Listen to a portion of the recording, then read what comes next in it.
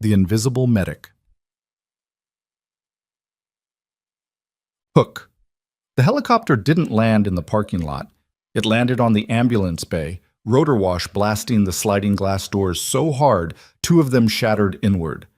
4 armed operators in full tactical gear hit the pavement before the skids even stopped moving. They weren't paramedics. They weren't law enforcement. They swept past the security desk without stopping, past the charge nurse screaming at them to halt, past the attending physician who pressed himself flat against the wall, and they walked straight to a woman mopping a hallway near room 4. A woman nobody at Harlow Valley Medical Center had looked at twice in 3 years. They looked at her now. "Sergeant Voss," the lead operator said, "we need you." Before this story goes any further, if you're already hooked, drop a comment right now and tell me what city you're watching from. I want to see how far this story travels. Hit that like button, follow so you don't miss a single part, and let's get into it. The day had started the way most of Nora Voss's days started at Harlow Valley Medical Center, with someone telling her she was in the wrong place. "You're blocking the supply cart," said Dr. Philip Garrett, not looking up from his phone as he said it. He was 34, 2 years out of his residency, and operated with the casual authority of someone who had never once been told no by anyone he considered beneath him. Nora stepped aside without a word. The supply cart rolled past. Garrett followed it without acknowledging she existed. That was fine. She was used to it. Harlow Valley sat on the eastern edge of Del Monte, Colorado, a mid-sized city that couldn't decide if it wanted to be a mountain town or a suburb. The hospital was decent-sized, level 2 trauma, 2 surgical suites, a 12-bed ICU, but it was underfunded and perpetually understaffed, which meant the nurses did more than nurses should and got credited for less than they deserved.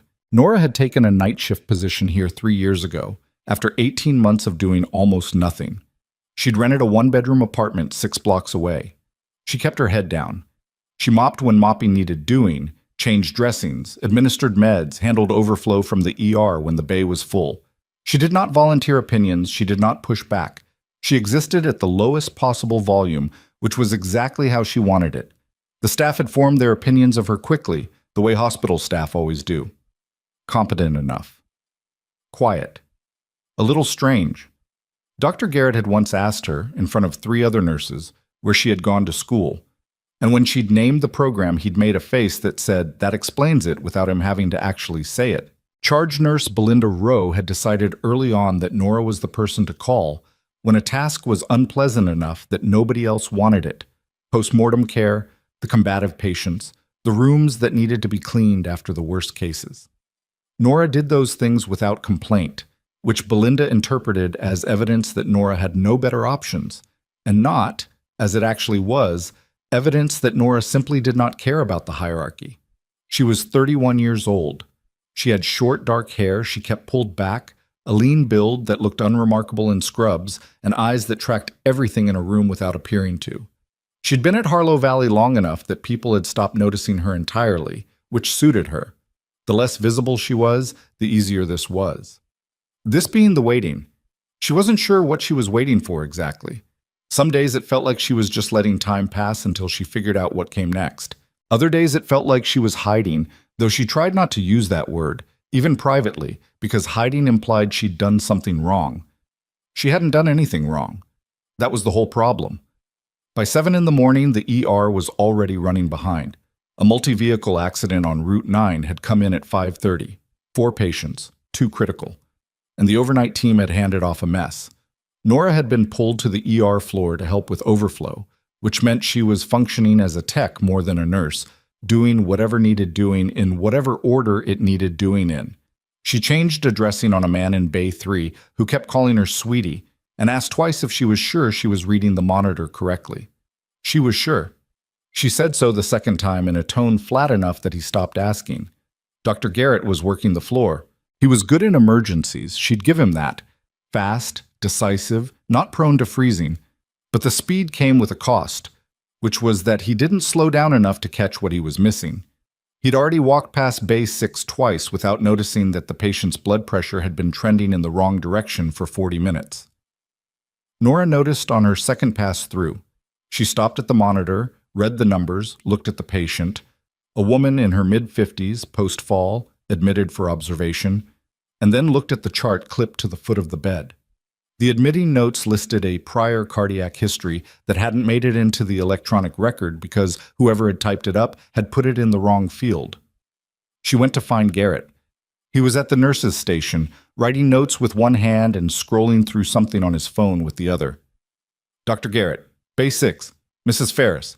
Her pressure's been dropping, 70/42 as of 4 minutes ago, down from 91/60 at admission. She has a cardiac history that isn't flagged in the system.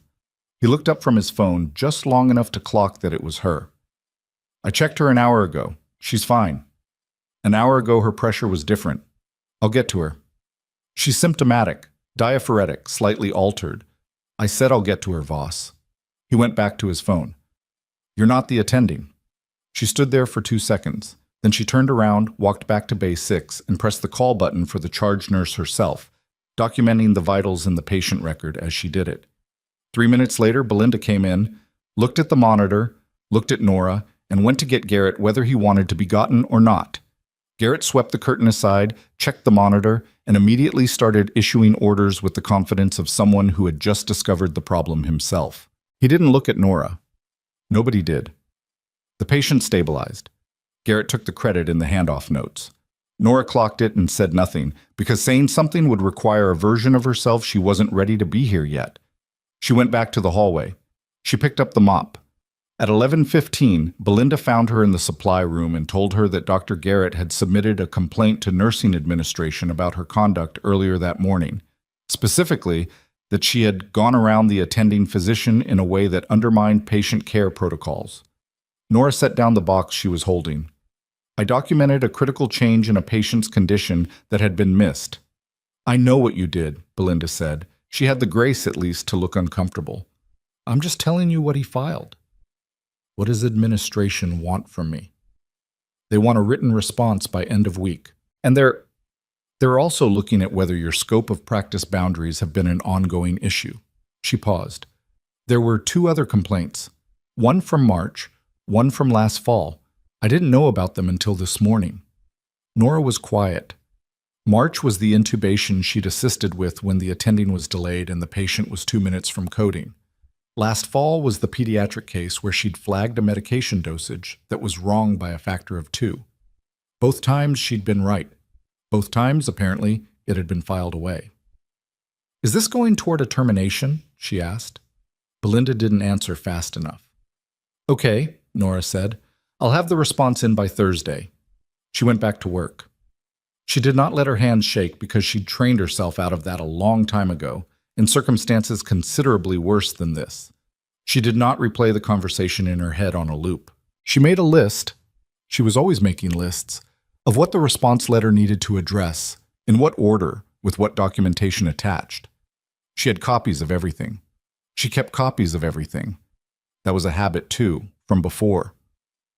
The morning ground on, a chest pain in Bay 2 that turned out to be anxiety, a laceration repair in Bay 4, a 3-year-old with a suspected fracture, crying too hard for the x-ray to go smoothly, and Nora spent 12 minutes just sitting on the floor next to the table making low, unhurried sounds until the child calmed down enough to hold still. The mother watched with an expression Nora recognized, surprised that someone had taken the time. She ate lunch at 12:45, standing at the break room counter because every chair was taken. She was halfway through a sandwich when Dr. Garrett came in with 2 other physicians, saw her, and said to the others without lowering his voice, "Administration's finally looking at the complaint backlog, so hopefully the dead weight starts moving." One of the other physicians laughed. The other one looked at his shoes. Nora chewed, swallowed, finished the sandwich, put the wrapper in the trash. She could feel Garrett watching to see if she'd react. She gave him nothing. "Voss," he said, apparently annoyed by her non-response. "You know we're talking about you." "I know," she said, and walked out. She spent the next 2 hours doing exactly her job: vital checks, medication administration, dressing changes, charting. She was thorough and she was fast and she did not cut corners. If someone was watching, they'd see a nurse who did her work cleanly and didn't waste motion. Nobody was watching. At 2:50 in the afternoon, the radio on the charge desk crackled. She was close enough to hear it. Most of the floor nurses were. The EMS dispatcher's voice came through with the particular flat urgency that meant something real was incoming, not a fender bender, not a fall from a ladder. Harlow Valley, this is Delmont EMS. We have an inbound trauma. Single patient, male, mid-40s, GSW to the chest and abdomen, BP undetectable in field, airways compromised, ETA 4 minutes, requesting full trauma bay. The floor shifted into a different gear. Garrett was already moving. The trauma bay, Bay 1, largest in the ER, set back from the main floor, began filling with staff. Nora was not assigned to the trauma bay. She had no reason to move toward it. She moved toward it. She stayed back, outside the threshold, because crossing it without being called in was the kind of thing that ended shifts badly. But she could see through the gap in the curtain, and she could hear the radio traffic as the ambulance pulled in, and something in the way the EMS crew were talking to each other, a specific controlled tension she knew from somewhere else, somewhere that predated Harlow Valley by years, made her stay where she was instead of going back to her other patients. The gurney came through the ambulance bay doors at speed. The patient was a large man, mid-40s, as dispatched, in civilian clothes but wearing a tactical plate carrier that had already been partially cut away. 2 gunshot wounds, one visible high on the left chest, one lower on the abdomen, packing already in and soaked through. His color was bad. His pressure, the EMS lad was calling out, had never come back in the field. And behind the gurney, matching its pace without being part of it, were 4 people who had not arrived in an ambulance. They were in civilian clothes, but moved like they weren't. One of them, a woman, compact, early 40s, with the kind of eyes that didn't stop assessing, was already on a phone talking in short, clipped sentences to someone who wasn't in the building. 2 men flanked the gurney. The 4th was slightly behind, watching the room rather than the patient. The one watching the room looked at Nora. She felt it the way you feel a change in air pressure. Not dramatic, just a shift. She didn't look away. Neither did he. In the trauma bay, the resuscitation had begun. Garrett was calling orders. The team was responding. The monitors were going up, and the blood was going in, and everything was moving the way it was supposed to move. Except Nora could see it from where she stood, and she wasn't even in the room. Except nobody had addressed the tension pneumothorax that was building on the left side. The entry wound placement, the decreasing breath sounds on the monitors, the deviated trachea she could see from here. Garrett called for a chest tube. Wrong side, wrong sequence. He was going to spend 4 minutes on a procedure that wasn't going to fix the immediate problem while the cardiac output cratered. Nora was through the curtain before she fully decided to do it. Left tension pneumo, she said, not loud, not performative, just said it the way you say a fact. Before the chest tube. Garrett turned. The look on his face was extraordinary in its contempt. Get out of my trauma bay. Trachea's deviated right, breath sounds are absent left. His pressure's been undetectable since the field. I know what a tension pneumo is. Get out. Then do the needle decompression first. Second intercostal space, mid-clavicular. Security! He actually called for security. One of the nurses near the door moved. Somebody remove her from this bay right now. She's right. The voice came from behind Nora, male, flat, carrying the kind of authority that didn't need volume. She turned. The man who had been watching the room was standing 2 feet inside the curtain. He was looking at Garrett with an expression that was entirely calm and entirely unmovable. Do what she said. Garrett stared at him. Who the hell are you? Someone who needs that man alive. Do the decompression now. There was a beat, one of those moments in a room where everything balances on a single decision, and then the second physician on the team, a woman named Dr. Yoon, who had never once told Nora she was wrong about anything, said quietly, He's right, Philip. Let's do it. Garrett's jaw tightened, but he turned back to the patient. Nora watched him perform the needle decompression, correct placement, correct angle, and watched the monitor respond within 45 seconds. Pressure came up. Oxygen saturation climbed. The team reset, recalibrated, moved into the chest tube with the situation stabilized enough to work with. She became aware gradually that the room had gone quiet in a way that had nothing to do with the patient's condition. The 4 people who had come in with the gurney were all in the trauma bay now. The woman on the phone had ended her call.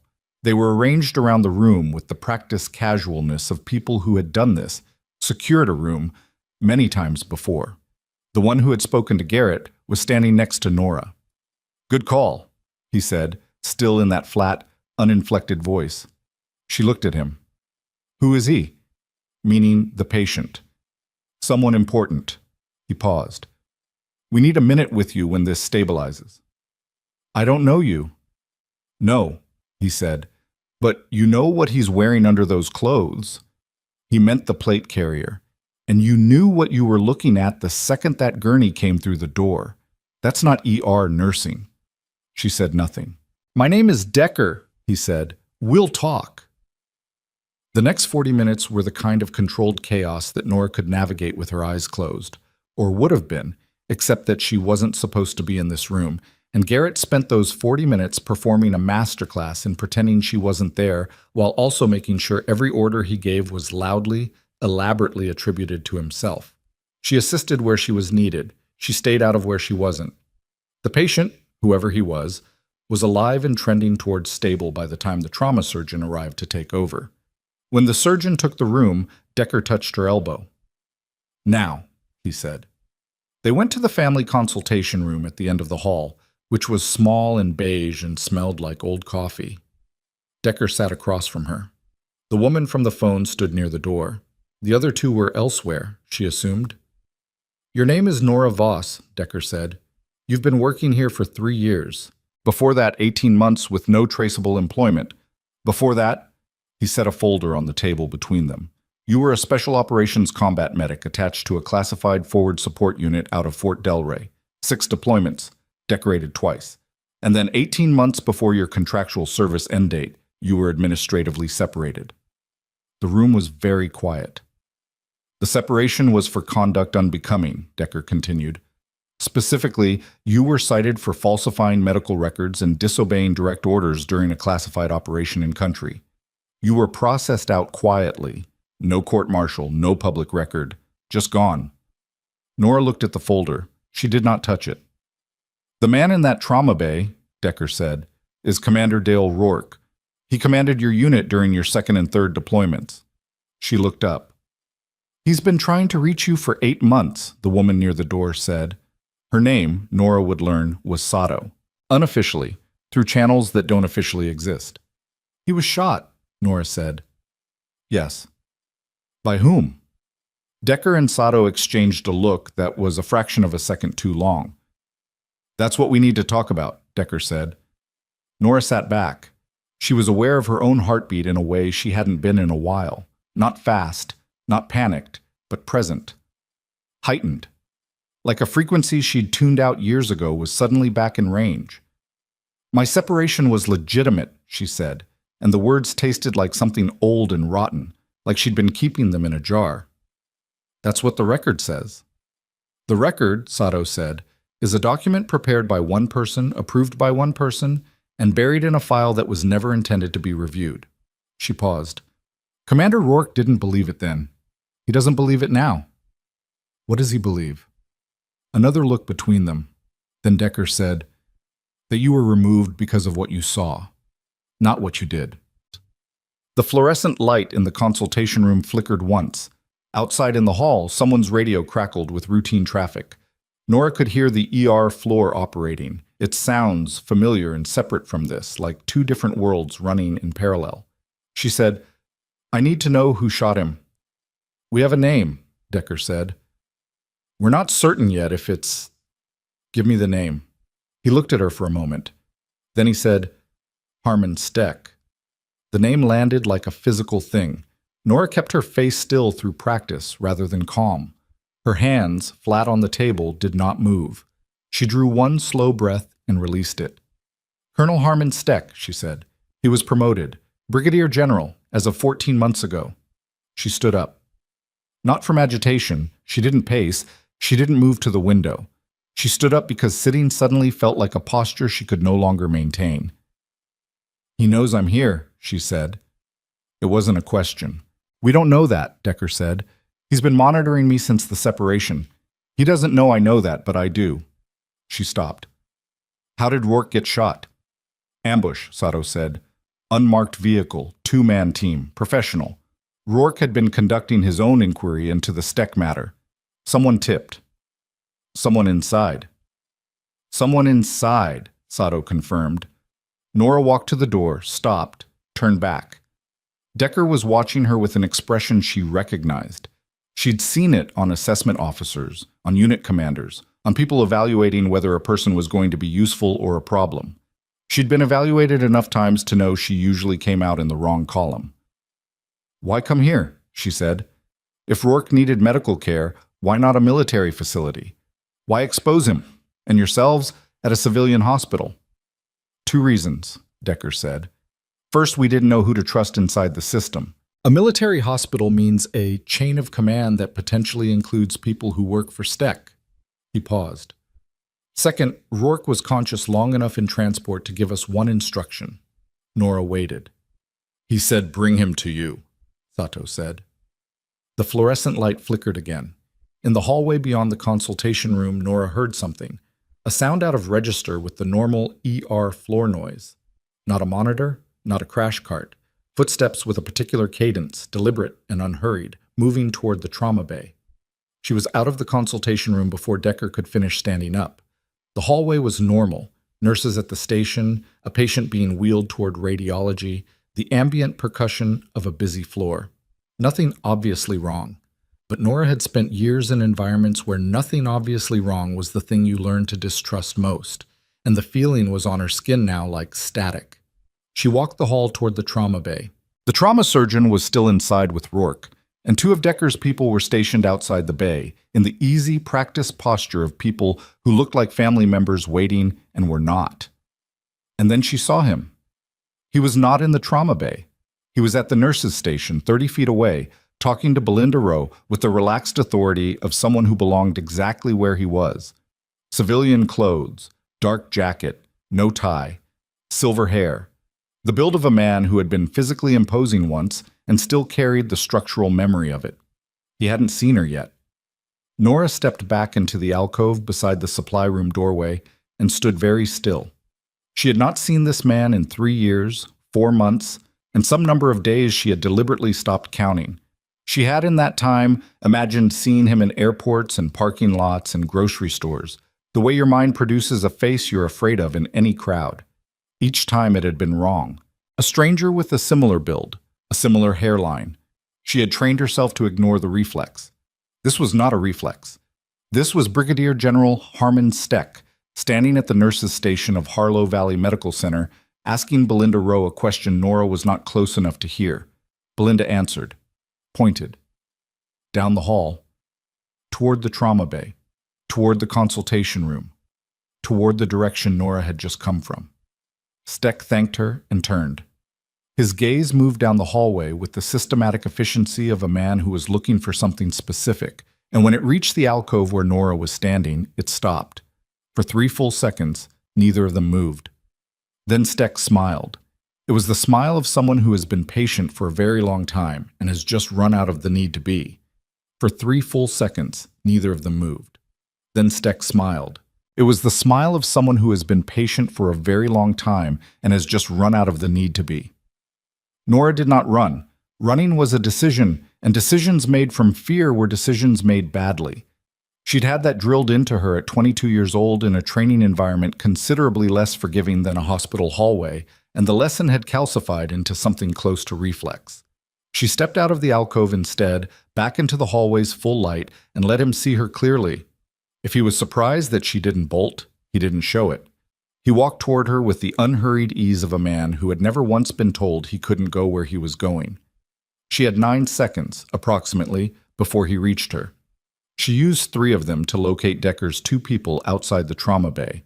Both had registered Steck the moment he started moving and had repositioned subtly the way trained people do. She used 2 more to check the nurse's station, where Belinda was already back on the phone, oblivious. The remaining 4 she spent deciding whether Steck being here was a threat to Rourke right now, or a threat to her, and whether those were different problems or the same one. Same one, she decided. He stopped 6 feet away. Up close, he was older than she remembered.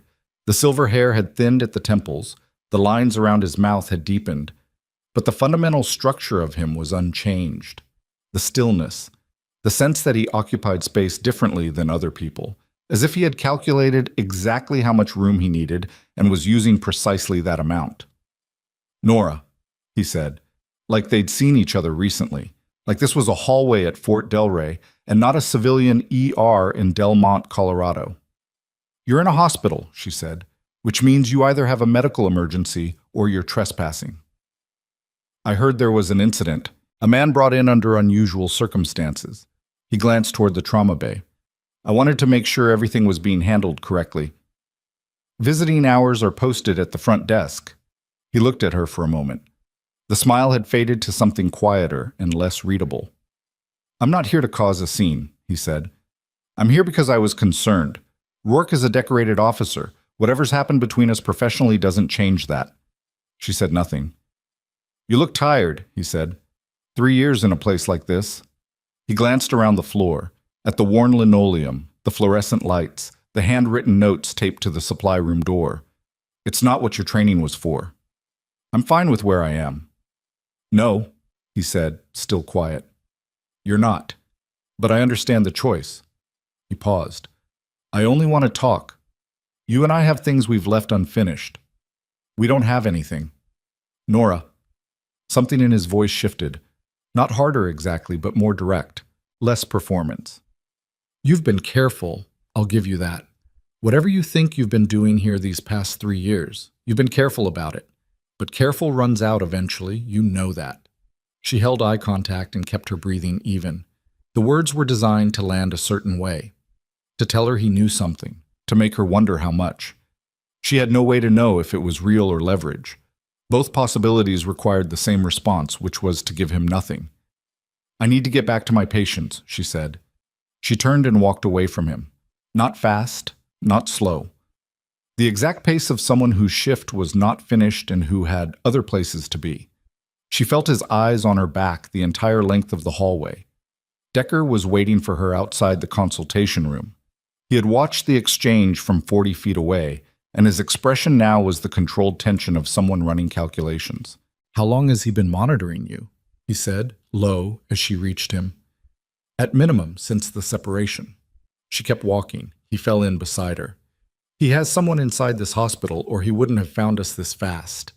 The shooting happened 2 hours ago." Agreed. Decker's jaw was tight. He can't be here for a casual visit. He's establishing that he knows where Rourke is. It's a message. He's telling us he has reach. That's one interpretation. What's the other one?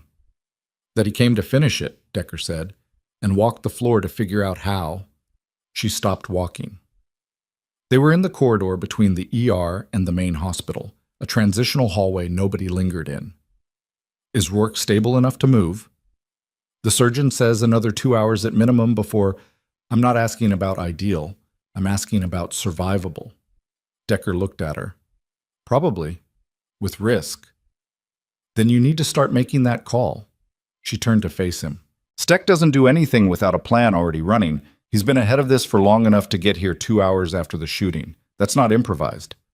We have 2 people on the bay. 2 people won't matter if his play isn't physical." She stopped. Thought.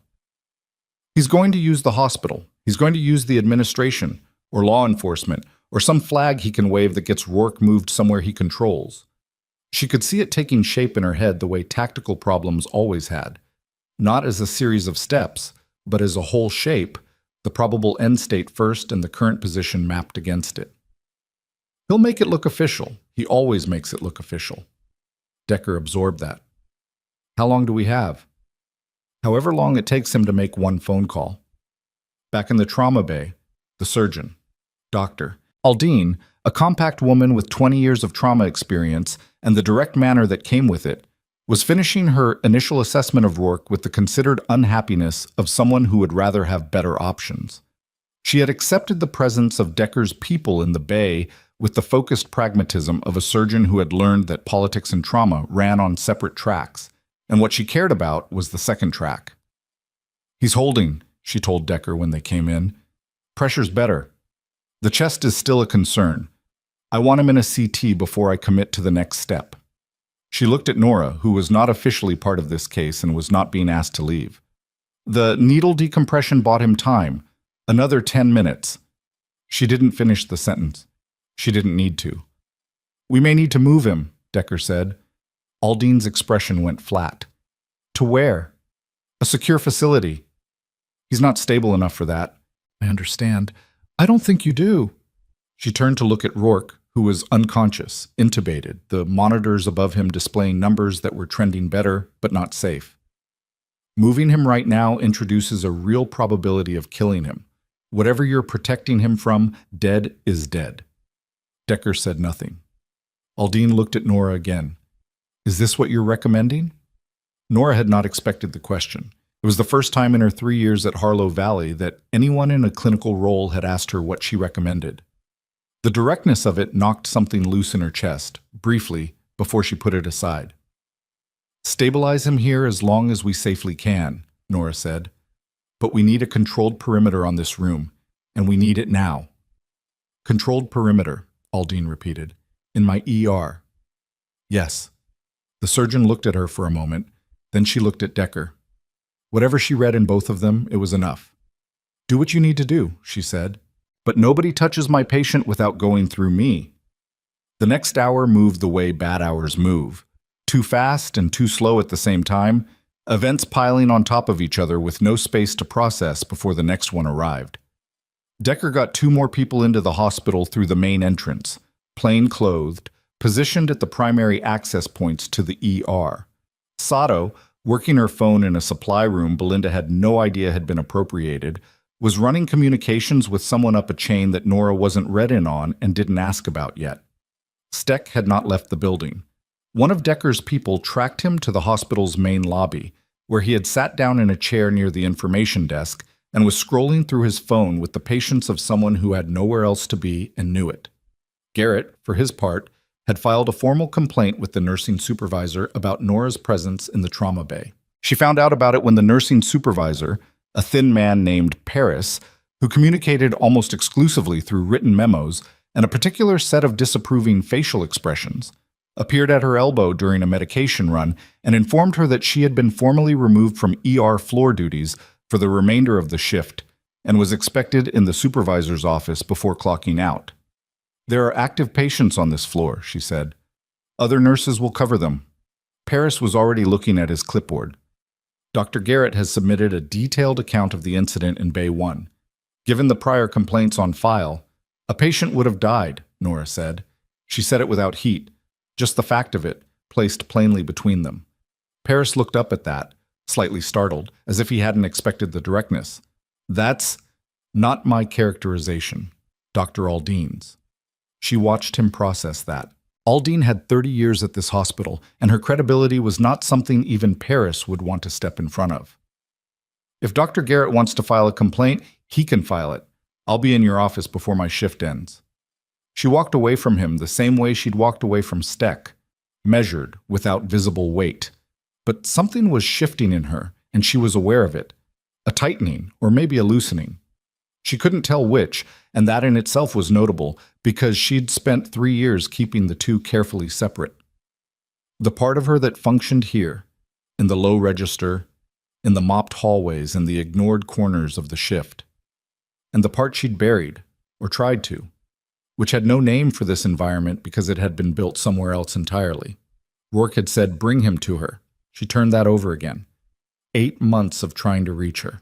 A commander she had known in conditions that stripped everything down to the necessary, who was bleeding, who was fighting, who was dying, what could be done, and what couldn't. She had trusted his judgment in those conditions absolutely, not because she was required to, but because he had consistently been right. Rourke did not guess. He built cases. He accumulated evidence, and then he moved when he was certain. He had sent them to find her when he was bleeding out and uncertain of his next 20 minutes. That meant he was certain about her. She found Sato in the supply room at 4:17 in the afternoon and closed the door behind her.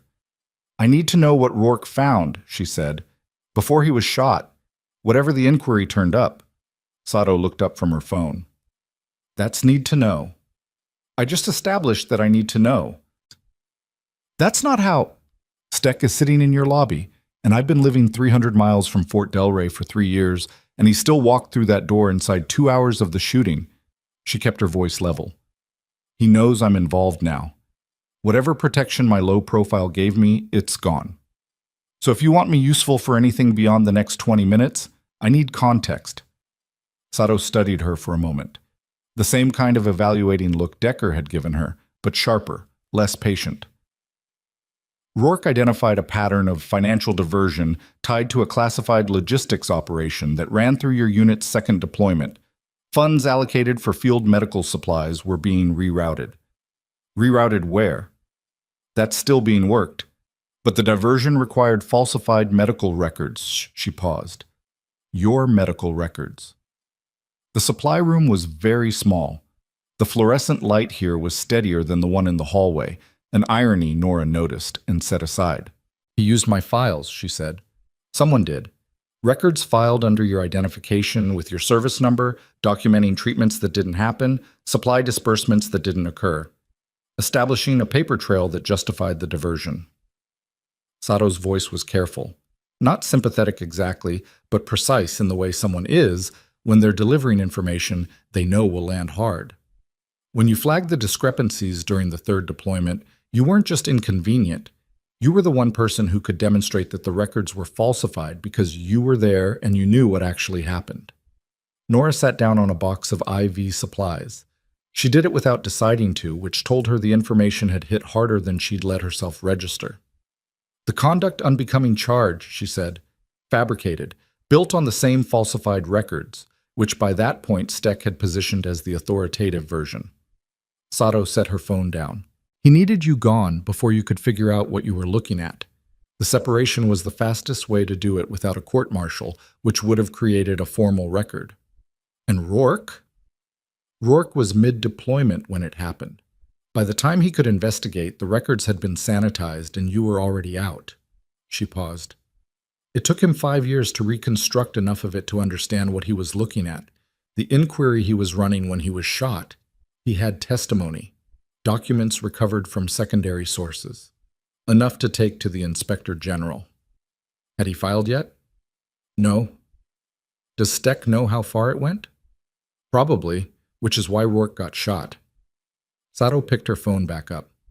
The inquiry materials are stored securely, not on Rourke. Steck shooting him it may have been about stopping the filing, or it may have been about something else. A message. Steck's used to being able to reach people. Nora looked at the floor for a moment. Not from defeat, from the habit of thinking clearly and needing a fixed point for her eyes while she did it. The shape she'd been unable to see for 3 years was suddenly, in the last 40 minutes, becoming legible. She felt the recognition of it the way you feel a joint popping back into place, relief and pain at the same time, and the two indistinguishable. The falsified records, she said. Is there any surviving original documentation? Not Rourke's reconstruction. Original records from that period, unaltered. What would that do for us? The falsification wasn't clean. It couldn't have been. They were working fast and they were doing it in a field environment. There would be inconsistencies in the documentation dates, in the patient identifiers, in the formulary records. She looked up. I know what was actually used during that deployment. I administered it. If I can compare what I remember against what's in the falsified record, I can tell you exactly where the fabrication starts and where it ends. That's not testimony. That's forensic documentation. Sato was very still for a moment. You've been building a case, she said slowly. I've been keeping records, Nora said, for 3 years. Personal records. Everything I could reconstruct from memory about both deployments. Dates, patient identifiers, supply disbursements, what I drew and what I administered and what I documented at the time. She paused. I didn't know what I was going to do with it. I just knew I didn't want to forget. The door opened.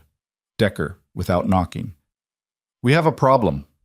He had the compact tension of someone who had just received bad news and was already 3 steps into the response.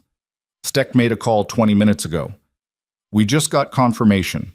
There's a federal law enforcement team inbound, ETA approximately 35 minutes. Warrant for Rourke's location in connection with an active investigation. What investigation? Sato said. Weapons diversion. They're naming Rourke as a subject. His voice was controlled and unreadable. Steck filed a complaint to the IG's office 48 hours ago, apparently, preemptive. He named Rourke as the architect of a logistics diversion from the same operation he's actually being investigated for. Nora stood up. He flipped it. Completely. Decker looked at her. If that team gets here and takes Rourke into federal custody, it goes to a venue Steck controls. Medical condition or not, once he's in federal custody, he disappears into the system, Nora said, long enough for whatever Steck needs to happen. The supply room held all three of them and the information between them, and the next 35 minutes became a countdown Nora could feel in her sternum. What do we have? She said. Decker and Sato exchanged the kind of look that people exchange when they're deciding how much to say. Nora waited them out. We have a partial chain of custody on the inquiry materials, Sato said finally. Enough to suggest Rourke's investigation was legitimate, not enough to counter a federal warrant. Then we need Rourke. He's unconscious. I know he's unconscious, she thought. Is there anything he had on him when he came in? The plate carrier was cut off in the field, but his clothes... We have his effects, Decker said. Standard triage collection. Why?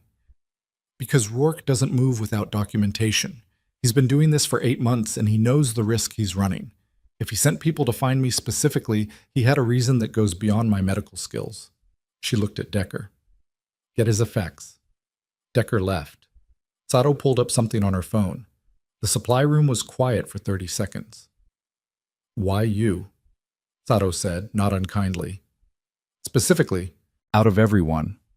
Nora thought about Rourke during the third deployment, the way he'd run meetings, the way he'd listened to things people thought he wasn't listening to, the way he'd come to her after the discrepancy incident, privately, and said, You're right about the numbers, Voss. I need you to hold on while I figure out what to do with that. She had held on. She had held on for what turned out to be too long, and she had paid for it. But he had known she was right. He believed me, she said, when it mattered and it cost him something to do it. Decker came back with a sealed plastic evidence bag, the kind ER staff used for patient belongings. Inside, a phone, a key, some cash, a folded piece of paper that had been in a jacket pocket. He handed it to Nora. She unfolded the paper. It was a handwritten list, 12 items in Rourke's cramped, precise script. She recognized the handwriting from 6 years ago, and the recognition was oddly sharp. The list appeared to be names and file reference numbers, but in the margin of the page, in smaller writing and a slightly different ink, was a single line. The original records are intact. She knows where. Nora stared at the line for a long time. Sato leaned in, read it. Does that mean... I don't know what it means, Nora said, and that was technically true. And also not entirely true, because somewhere in the back of her mind something was tilting toward a possibility she needed more time to examine than she currently had. Her phone buzzed. She checked it. A text from a number she didn't recognize, which was unusual enough to open. 3 words. He's watching you. She raised her eyes. Down the hall, visible through the supply room's small window, the corridor was normal. Staff moving, a gurney being wheeled, the ordinary motion of a hospital floor. Nothing out of place, except at the far end of the corridor, a man she didn't recognize was looking at his phone and not at the floor, and he had been there when she'd walked to the supply room 20 minutes ago. Same jacket, same shoes, not the same posture. He'd adjusted it slightly, which was the kind of thing you did when you were trying not to be noticed and had been standing in one place too long. Steck wasn't in the lobby anymore. He has someone on the floor, she said. Right now. Decker moved to the window, looked back at her. The man at the end of the... Yes. She folded Rourke's paper and put it in her scrub pocket. 35 minutes is wrong. Whatever's coming, it's not 35 minutes away. She looked at Decker. It's already here. Outside the supply room, the ER floor continued its ordinary noise, monitors and voices, and the ambient percussion of a working hospital. And inside it, Running beneath all of that like a current nobody on the floor could see, something that had been set in motion years ago and 300 miles from here was arriving at whatever it had always been moving toward. Decker's radio, a discreet earpiece, crackled. He listened. His face went still in a way that was different from his normal stillness. "What?" Nora said. "The team inbound," he said carefully. "It's not federal law enforcement." He paused. "It's military. And they're not coming for Rourke." He looked at her. "The warrant is in your name. The warrant is in your name." Nora heard the words and felt the room recalibrate around them. Not panic. She didn't panic, hadn't in a long time, but the specific internal shift of a situation-changing category. This was no longer a problem of protecting Rourke. It was a problem of her own exposure, and the two problems were now the same problem, which meant the geometry of everything changed. "What's the charge?" she said. Decker was still listening to the earpiece. "Obstruction, interference with a military investigation. They're saying you've been in contact with a subject of an active inquiry and withheld material information." He paused. "And theft of classified records." "What records?" "It doesn't specify." She thought of Rourke's note. The original records are intact. She knows where. Steck wrote that warrant, or someone who works for him did. Probably. Which means he thinks the records exist and he thinks I have them, or know where they are. She stopped. "He's been monitoring me and he still doesn't know for certain. That's the tell. If he knew I had them, this warrant would have happened 3 years ago." Sato said, "How long until the team arrives?" Decker touched the earpiece. 15 minutes. Maybe less. They were staging outside the city. 15 minutes. She ran the numbers without meaning to, the way she'd always run logistics in the field. Not optimistic, not catastrophizing, just accurate. If the team was military, and the warrant was military, they had authority inside a civilian hospital that federal law enforcement didn't automatically have. They could take her off the floor. They could take her off the floor without Decker being able to do much about it. Because whatever Decker's team was, and she still didn't have a full picture of that, they weren't going to get into a direct standoff with a uniformed military detachment in a civilian building. And if she left the building in their custody, Rourke was alone. Aldine would protect him clinically, but clinically wasn't the threat. The man at the end of the corridor was the threat. Steck, wherever he'd gone, was the threat. "I need 10 minutes, she said. "Nora, 10 minutes. She was already at the supply room door. "Keep the team off the floor as long as you can. Use whatever you have. Building security, hospital administration. Find Paris and tell him there's a credentialing dispute. Tell him anything. I need 10 minutes. She went out into the corridor without waiting for an answer. The man at the end of the hall had shifted position again. Closer now, maybe 30 feet from the trauma bay. Nora walked the opposite direction, toward the main hospital corridor, at the pace of a nurse with somewhere to be. She did not look at him again. Looking confirmed that she'd seen him, and she didn't want to confirm anything yet. She went to the staff locker room, which was small and perpetually smelled like someone's reheated lunch, and opened her locker. Her street clothes were in there, jeans, jacket, her keys. She didn't change. She reached to the back of the shelf, past the spare set of scrubs she kept for bad shifts, and found what she kept behind them. A phone. Not her hospital-issued one. A prepaid, bought in cash 14 months ago at a gas station 40 miles from Delmont, recharged twice since then and used 4 times. She powered it on. The battery was at 62%, which was going to have to be enough. She sent a single text to the only number stored in it. 2 words. "It's time." Then she pocketed both phones and went back out. The records Rourke's note referred to, the ones he believed were intact, the ones he believed she knew the location of, she had not thought about them directly in 18 months. She had trained herself not to, the same way she'd trained herself not to count the days since the separation, because thinking about something you couldn't act on was a specific kind of damage, and she'd had enough damage already. But the training wasn't amnesia. The knowledge was there. It had always been there, the way certain things sit at the bottom of a body of water and stay perfectly preserved in the cold and the dark. During her second deployment, she had maintained a duplicate field log. This was not standard practice, and it was not authorized, and she had started doing it not because she anticipated anything specific, but because the discrepancies she'd begun noticing in the supply records had made her cautious. And caution in a field environment meant documentation. The duplicate log was handwritten, not digital, on the narrow-ruled pages of a notebook she'd bought in the town closest to their forward operating position. She had recorded dates, patient identifiers, supply disbursements, formulary draws, everything she touched, everything she administered, everything she charted, in her own hand, independent of the digital record. When she was separated, the log was in her personal kit.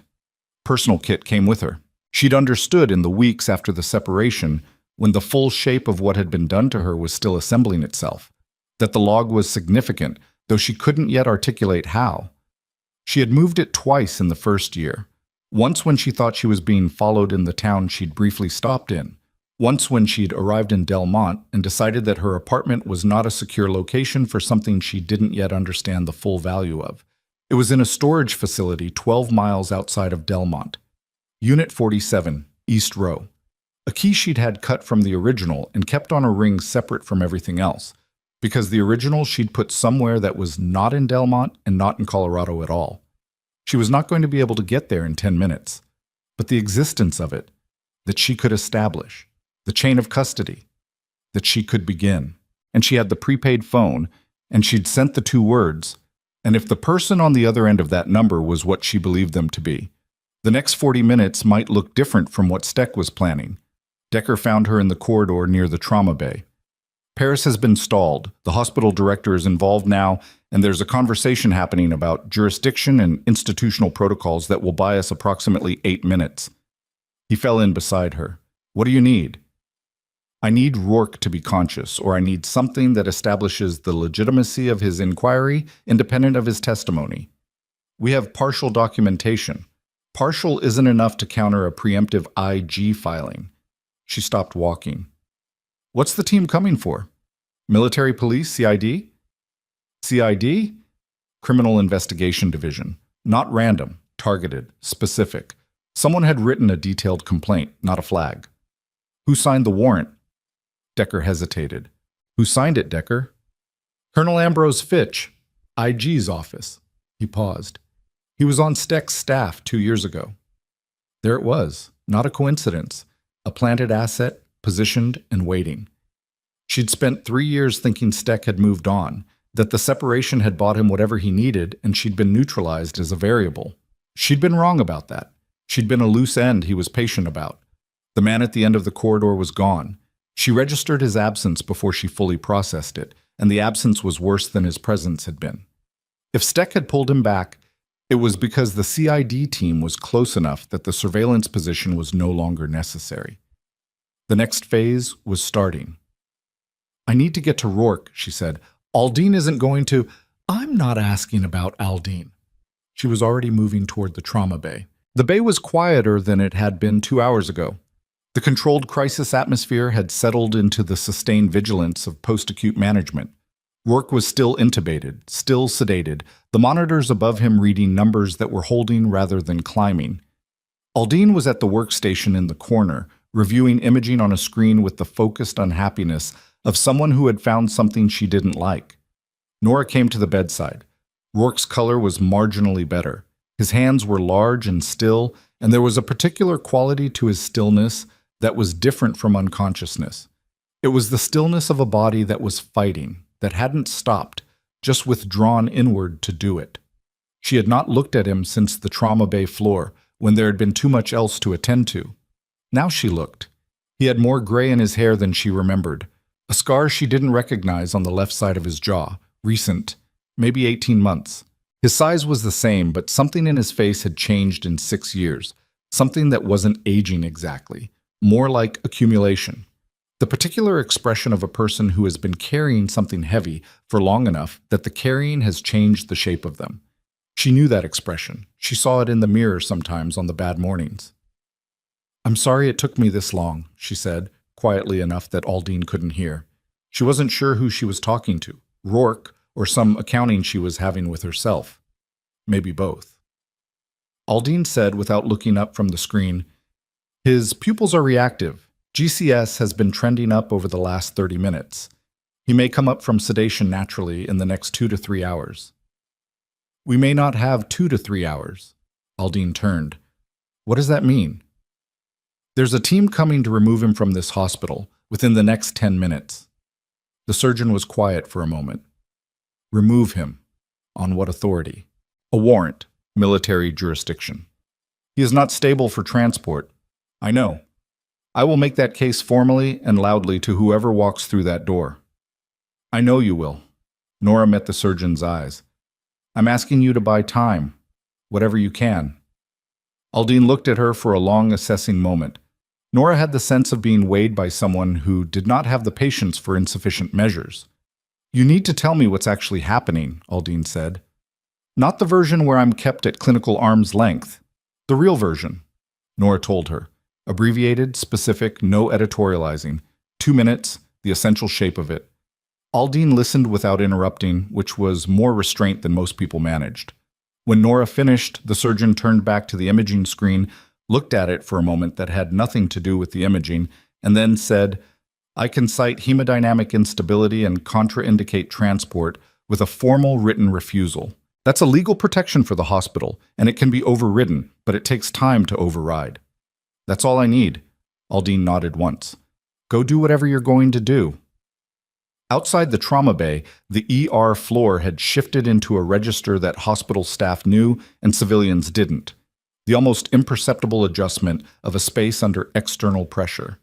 Nurses moving a little faster than their tasks required. A cluster near the charge desk that was oriented toward the main entrance rather than toward the work in front of them. Someone had said something or heard something, and it had moved through the floor the way these things always moved, below the level of announcement. Sato appeared at Nora's elbow. Lobby, she said. 3 of them. They're talking to hospital administration right now. 3. That was a small team for this kind of operation, which meant either they were confident the target wasn't a flight risk, meaning they knew she didn't know the warrant was coming, or they had more positioned outside and these were just the face of it. Steck, Nora said. Still on site. He moved to the administrative wing 20 minutes ago. So he was watching, making sure his play executed correctly. She thought about the smile again, that particular quality of it, the patience exhausted. 3 years of patience.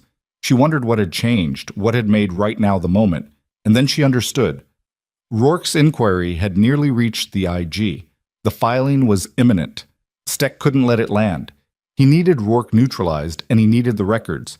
If they existed, if Rourke's note was accurate and not a bluff, in his hands or destroyed before the inquiry, materials could be corroborated. Taking her into custody served both purposes. She couldn't file anything from inside a military holding facility. And if he was right that she knew where the records were, custody gave him options for finding out. The prepaid phone buzzed in her pocket. She checked it. Confirmed. 30 minutes. Hold your position. She put the phone away. 30 minutes. She had the CID team in the lobby, Steck in the administrative wing, an unstable patient in the trauma bay, a warrant in her name, and 30 minutes. She was, she realized, less afraid than she'd expected to be. That was either good judgment or the particular numbness that came with finally arriving at a place you'd been dreading for long enough that the dread had worn down to something quieter. She couldn't be sure which. She decided it didn't matter. What's your actual authority here? She said to Decker. Not what you've implied. What do you actually have? He looked at her with the expression of someone deciding how much truth was operationally necessary. She waited him out. He said, We're from the Inspector General's office, Counter-Investigation Unit. We've been building a case on Steck independently of Rourke's inquiry for 11 months. Then you have standing. We have standing to conduct an investigation. We don't have authority to prevent a legitimate CID warrant from being executed. Is the warrant legitimate? Procedurally, yes. Substantively, then there's a problem in the substance. She looked at the main entrance where the CID team was presumably still in conversation with hospital administration. You need to call this up your chain. Right now. Not in 30 minutes. Now. Whatever level of authorization you have, you use it, and you tell whoever is above you that Steck has planted someone in the IG's office and used them to file a preemptive counter warrant designed to obstruct a legitimate investigation. I've been on the phone. Who have you been on the phone with? Because if it's someone who can actually stop this warrant from executing, we're fine. If it's someone who needs to consult someone who needs to consult someone, I need to know that right now. Decker's jaw tightened. 30 minutes, he said, which answered the question.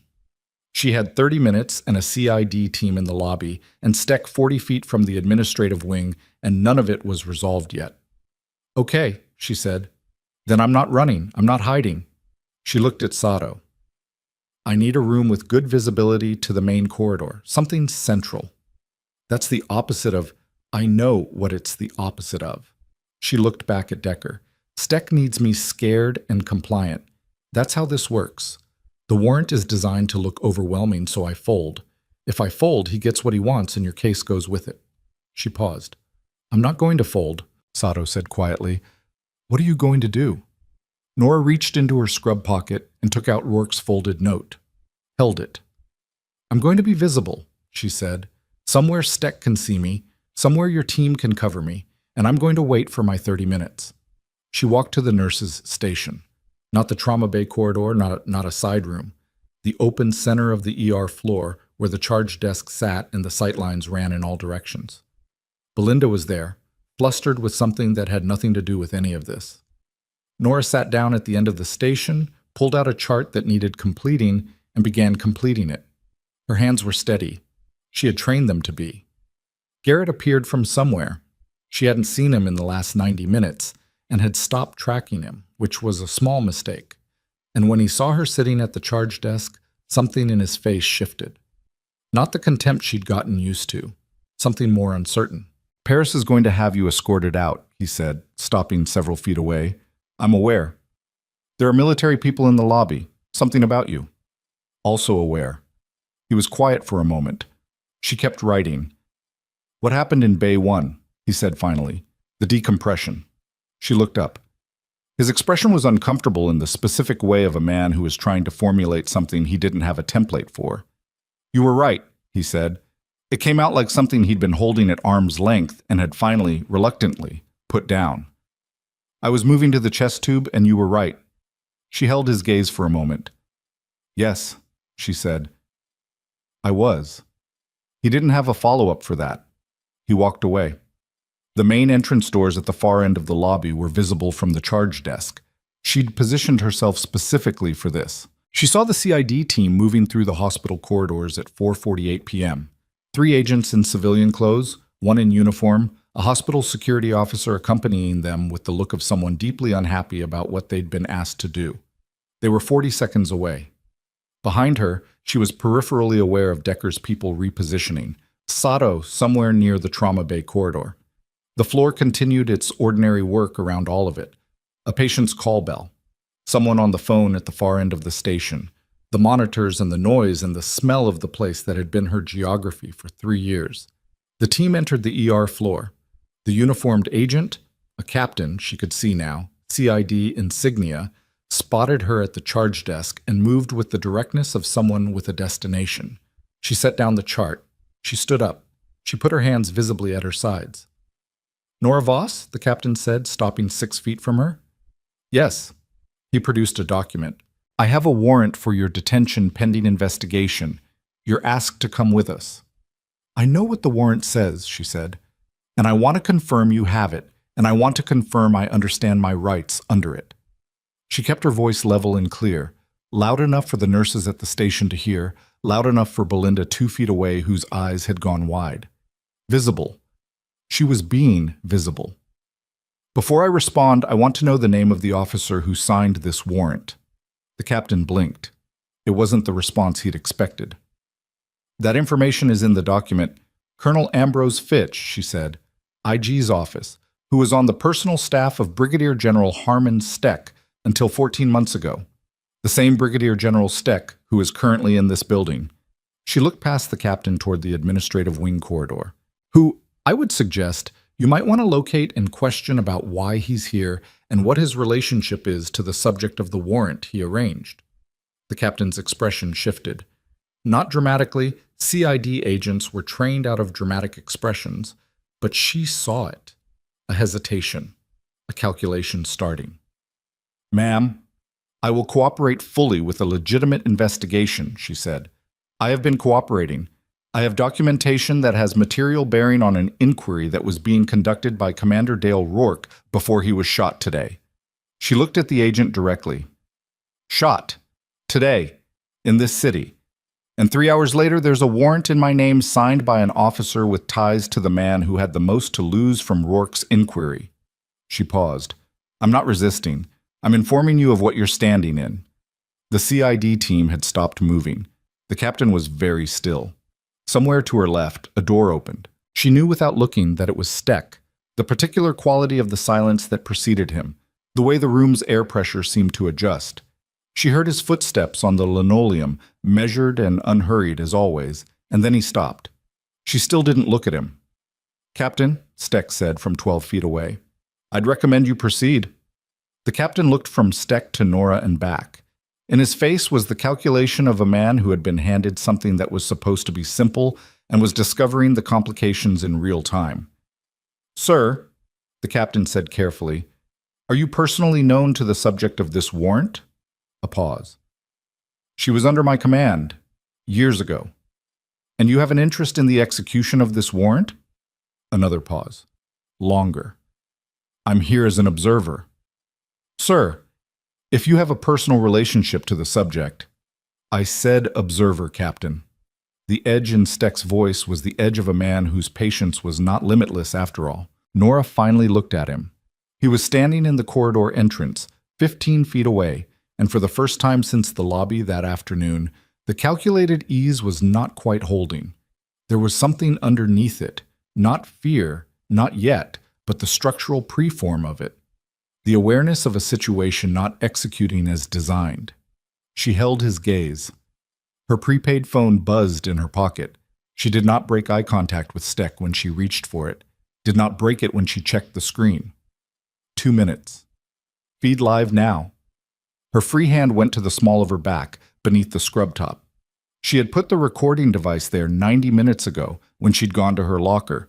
A digital audio recorder, 3 years old, bought at the same gas station as the prepaid phone, battery fresh that morning. She found the button by feel and pressed it. She looked at Steck. You falsified my records, she said. She said it clearly, at the volume of a conversation, not an announcement, but the nurse's station was very close, and the CID team was very close, and the ward was not loud. During the third deployment, you had my service documentation altered to cover a logistics diversion you were running.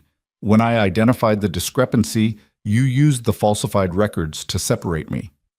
Steck's face went very still. I have the original field log, she said, from that deployment, in my handwriting, dated contemporaneously. It documents everything I administered, every supply I drew, every patient I treated. It contradicts every altered record you filed under my identification. She paused. Commander Rourke has been rebuilding the case for 5 years. He was shot today before he could file. That's not a coincidence. You know it isn't. This is, Steck started. I'm not finished. She didn't raise her voice. You came to this hospital today to assess your exposure and send a message. You put a surveillance operative on this floor. You used a planted contact in the IG's office to file a warrant against me within hours of the shooting. All of that happened today. She looked at the captain. All of that happened in front of witnesses. The captain had stopped moving entirely. Steck took 2 steps forward. The ease was gone now. What was left was something older and harder, the stripped-down version of him. You have nothing, he said. A nurse's personal notes from a field deployment 6 years ago. Inadmissible, uncorroborated, the complaint of a separated service member with documented conduct issues. The field log is corroborated by Commander Rourke's inquiry materials, she said, which exist, which are secured, which Rourke had the foresight to store independently before he started his final approach. She watched Steck's face. You didn't know that. You thought shooting him would stop the materials. It won't. The ER floor had gone very quiet. Then 2 things happened at almost the same time. From the direction of the main entrance, new footsteps, multiple, purposeful, a different cadence from the CID team. And on the wall-mounted television at the nurse's station that was usually tuned to a local news channel and usually ignored, The screen populated with a graphic that the nurse nearest to it read aloud by instinct because reading things aloud was a hospital habit. Breaking. Military contractor under investigation for classified. Steck heard it. She watched him hear it. His eyes came back to her face with an expression she had not seen on him before. Not fear, something more fundamental than fear. The look of a man who has understood, fully and irreversibly, that the architecture he built around himself is coming down. The new footsteps reached the ER entrance, 4 people in civilian clothes moving with authority. One of them Nora recognized, not personally, but by the particular quality of how he moved, the way of someone who carried rank that didn't require a uniform. He was holding credentials in his right hand, and he was not stopping for the CID team, and the CID team was parting for him. He stopped in the middle of the ER floor, looked at the captain, looked at Steck, and then looked at Nora. "Sergeant Voss," he said. His voice carried. "I'm Deputy Inspector General Marcus Weld. We received a transmission 30 minutes ago." He looked at the recording device she was still holding. "I'd like that, please." She held it out. He took it. He looked at Steck. And Steck, it's Brigadier General Harmon Steck, 23 years of rank and power and carefully built insulation, said nothing. For the first time since she had known him, he said absolutely nothing. Weld turned to the CID captain. "The warrant is suspended pending review," he said. "Don't go anywhere." Then, to his team, "Secure General Steck." The 2 people flanking Weld moved towards Steck with the practiced efficiency of people who had done this before and would do it cleanly. Steck did not fight, but in the 2 seconds before they reached him, he looked at Nora one last time, and she looked back, and this time she was the one with nothing to prove. Then one of Weld's people said, sharply, from near the trauma bay corridor, "We've got a problem." Everyone turned. The trauma bay doors were open. Dr. Aldine was in the corridor, her expression stripped of its usual surgical composure. Behind her, visible through the open bay doors, the monitors were alarming. Not the sustained alarm of stable management, but the acute alarm of acute change. "He's crashing," Aldine said. "Now. I need everyone out of this corridor right now." Nora was already moving. She was 3 steps into the trauma bay when she registered what the monitors were showing, and what she registered stopped her for exactly 1 second. Not from paralysis, but from the necessary recalibration of someone who had just seen a problem that was larger than expected. Rourke was not crashing from his wounds. The IV line had been accessed. The port cover was displaced. A small irregularity, the kind of thing you didn't notice unless you were looking, or unless you'd spent years in environments where the difference between displaced and untouched was the difference between alive and not. She looked at the access point, at the line, at the drip chamber above it, and then she looked at the door to the bay and at the single 3-second window during which everyone on the ER floor had been watching Steck. "Someone was in here," she said. Not to Aldine, to Decker, who had followed her in. "Someone accessed his line." Decker's face went white. Nora reached for the line. She clamped it with her thumb and forefinger 2 inches above the access port, stopping flow, and looked at the drip chamber. The fluid was slightly off. Not dramatically, nothing that would register at a glance, but the color was wrong by a fraction, and the viscosity wasn't right for the saline that was supposed to be running. She'd administered enough IV medications in enough conditions that the difference was physical to her, a recognition that bypassed analysis and landed as certainty. "Stop the drip," she said. "Now. Do not push anything else through this line." Aldine reached past her and killed the pump. The alarms continued. Heart rate deteriorating, pressure dropping, the monitors narrating what was happening inside Rourke's body in the flat, urgent language of numbers. "What was accessed?" Aldine said. "I don't know yet. The port cover was displaced. Someone went in after the line was set." Nora straightened. "I need a fresh line, new site, completely independent of this one. Left AC. And I need a tox panel run immediately, full spectrum, and I need it flagged emergent. Not routine emergent. Tell the lab it's a potential poisoning, and they need a result in 20 minutes. Aldine didn't question it. She turned to the nurse at the workstation. "You heard her. Move." Decker was at Nora's shoulder. "Who had access to this room?" "Everyone. It's a trauma bay, not a sealed environment. She was already gloved, already prepping the new IV site, hands moving the way they'd always moved under pressure. Not fast for the sake of fast, but efficient, no wasted motion, each action clearing space for the next one. Your team was watching the door, but not continuously. When Steck was in the corridor and Weld's people came through, there were 40 seconds, maybe 60, where attention was forward. "That's enough," Decker said, and his voice had the quality of someone doing damage assessment. Someone was already positioned in this bay or directly outside it. They waited for the window. She got the new line in on the first attempt, taped it, connected the fresh bag Aldine's nurse had produced. Rourke's pressure was still falling but hadn't hit the floor. "The original line needs to go to the lab with the tox panel. Chain of custody. Your team controls it, not hospital staff. If there's a compound in there, I want it identified and I want it documented as evidence." "Understood." Decker was already on his radio. The monitors continued their commentary. Rourke's heart rate was 47 and dropping, which was a pattern she recognized. Not the chaotic deterioration of hemorrhagic shock, but the organized slowing of a cardiac depressant. Something had been introduced that was slowing his heart muscle directly.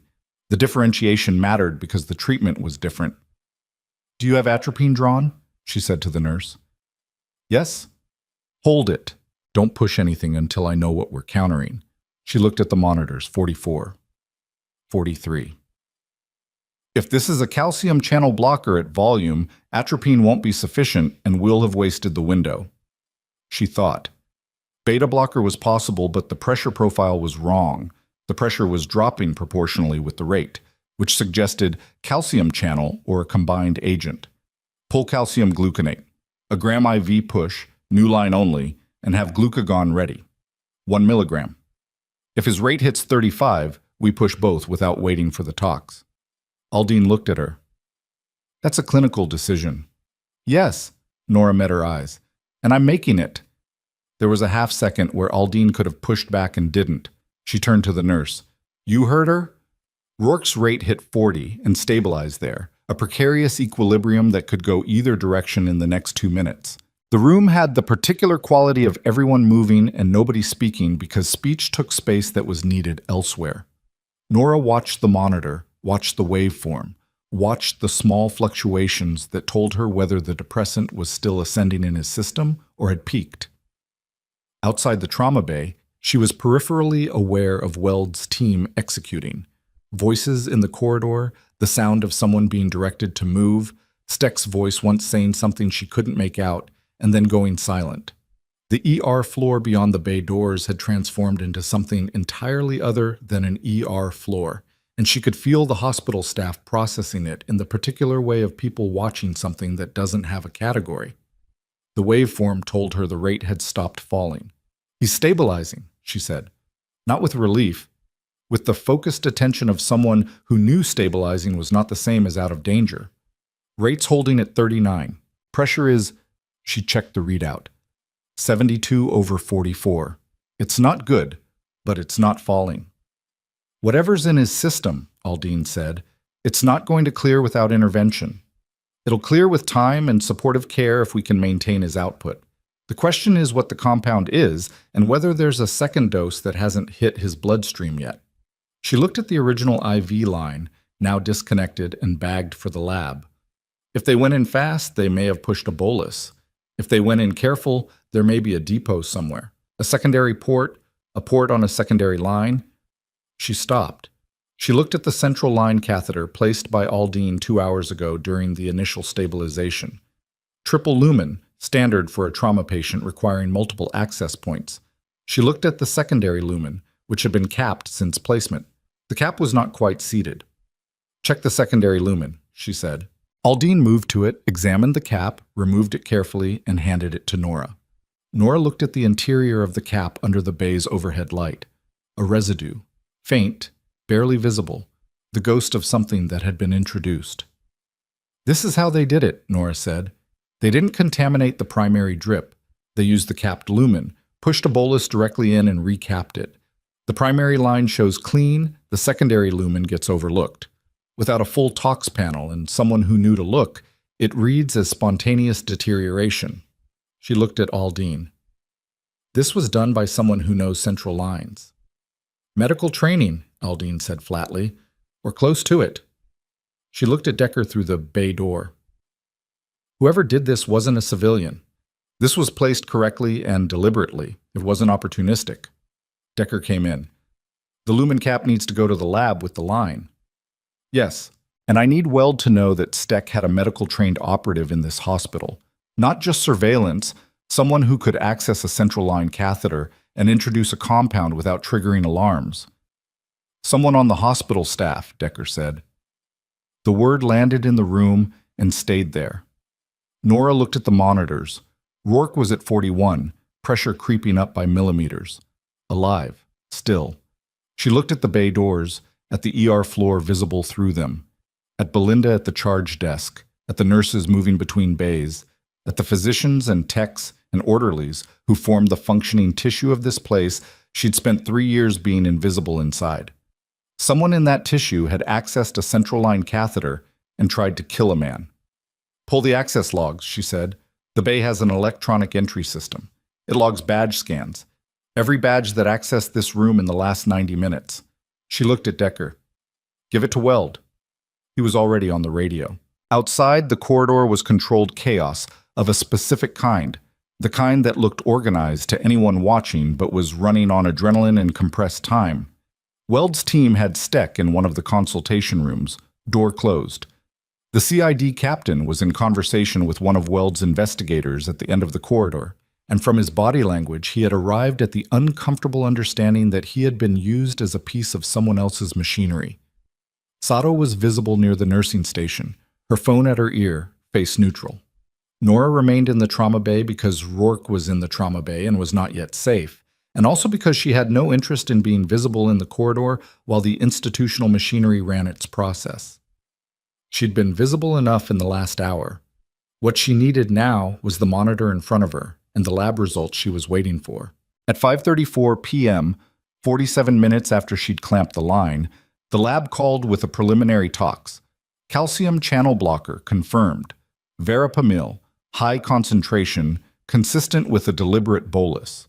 No secondary agents detected in the preliminary screen. She relayed it to Aldine. Calcium gluconate and glucagon. The protocol we were holding. They administered both. Rourke's heart rate responded over the next 20 minutes with the gradual, grudging improvement of a system coming back from the edge rather than springing back from it. Not dramatic, not satisfying in the way a reversal looks on television. His rate climbed to 52, then 58, then held at 61. His pressure came up to 88 over 56. He remained unconscious, but no longer in immediate cardiac danger.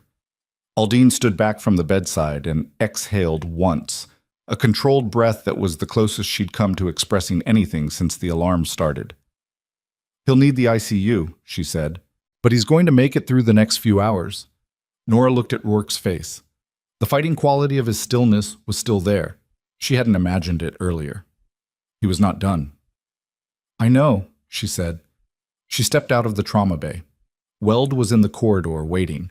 He was somewhere in his late 50s, heavy-set in the way of someone who had been fit and hadn't entirely maintained it, and he had the face of a man who had spent a career looking at things that were supposed to be hidden. He looked tired, genuinely tired, not performatively, and he was holding a paper cup of coffee that he'd apparently gotten from somewhere and hadn't drunk. The tox is confirmed, he said.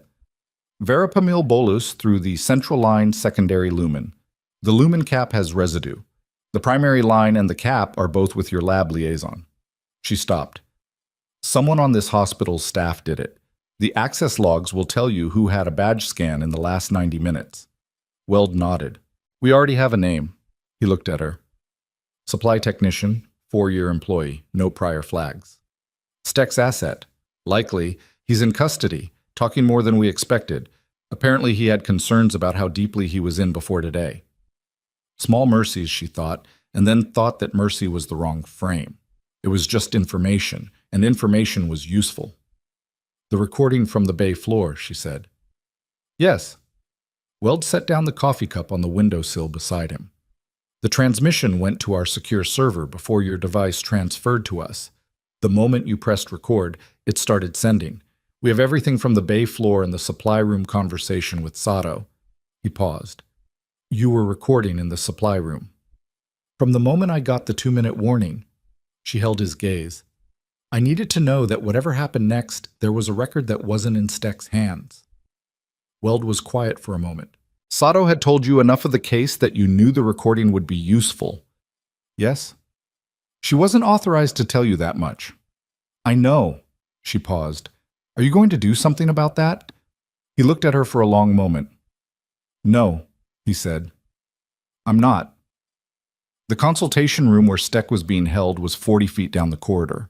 The door was closed, and 2 of Weld's people were outside it. She could not see him and made no attempt to.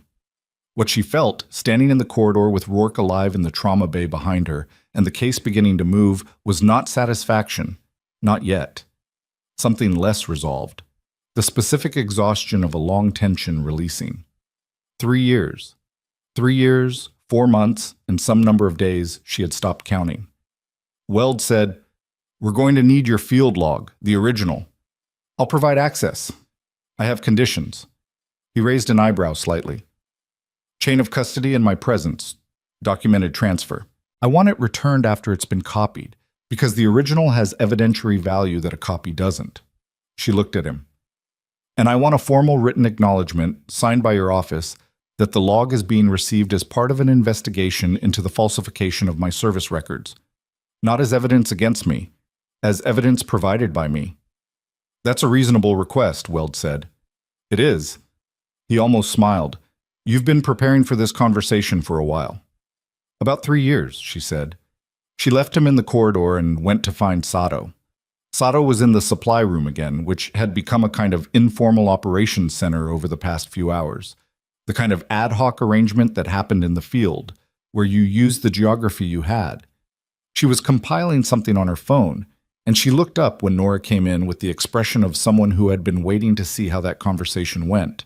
Weld's not going after you for what you told me, Nora said. I know, he told me. Sato set down the phone. The supply tech is talking. He made 3 contacts with a cutout number over the last 6 weeks. The last one was this morning, 2 hours before Rourke was shot. We're tracing the cutout. That establishes prior coordination. Yes, it establishes Steck began operationalizing the response to Rourke's inquiry weeks ago. The shooting wasn't a panicked reaction. It was a planned operation. She paused. And your warrant was prepared before the shooting. The timestamp on the filing is 11 a.m. Rourke was shot at 12:40. The sequence of it settled. He was going to do both regardless, Nora said. Shooting Rourke and taking me into custody were always the parallel tracks. He filed the warrant before the shooting because the warrant was already written. Which means the warrant was part of the original plan, not a reactive move. Sato looked at her. Weld can use that. Yes. She thought for a moment. The financial records? The diversion. Do you have enough independent of Rourke's testimony to pursue it? The inquiry materials are intact. Rourke stored them with a third party outside the chain. We retrieved them 2 hours ago. Sato's expression was steady. Combined with your field log and the supply tech's testimony, it's a documented case.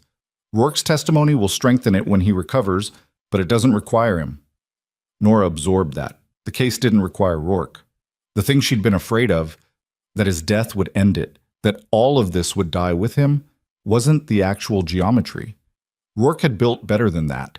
She thought of him sending his people to find her, bring him to you. Not because she was the last option, but because she was the specific one. Because he knew what she had, and he knew what she was capable of, and he had structured his case so that if he went down, the person who could carry it forward was positioned to do so. He'd trusted her with it before she'd known she was holding it. He's going to make it, she said, and she meant it this time without the clinical caveat. Sato said, We know.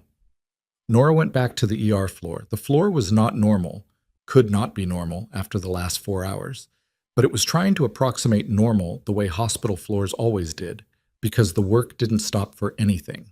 Patients still needed their vitals checked and their dressings changed and their call bells answered. She went back to doing those things because she was still on shift and the other nurses were covering her patients with the visible strain of a team already understaffed and because she needed something ordinary under her hands. Garrett passed her in the corridor near Bay 3. He looked at her the way he'd looked at her after his "you were right," as if she'd become a different problem than the one he'd been managing, one that didn't have his usual tools for it.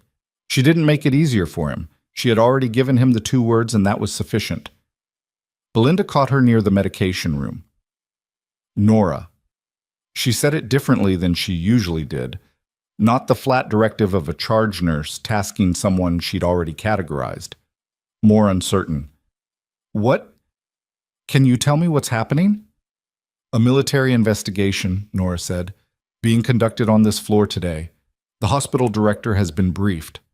That man who is here, General Steck. Yes. Belinda was quiet for a moment.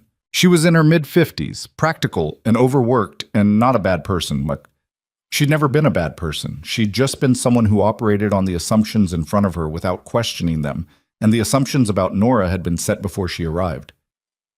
Were you the patient in Bay 1? You knew him. Yes. You knew what was happening when they brought him in. I knew enough. She held Belinda's gaze.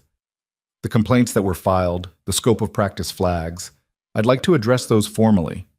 Belinda looked at her for a moment. Yes, she said. I think that's... Yes. She stopped. The Bay 1 patient, will he be okay? I think so, Nora said, and went back to work. At 7:15 p.m., the supply technician identified from the badge access logs was escorted from the building in custody. His name was Farrell, and he had been at Harlow Valley for 4 years, and he was 26 years old and had clearly not fully understood what he was being recruited into until today had shown him the complete picture.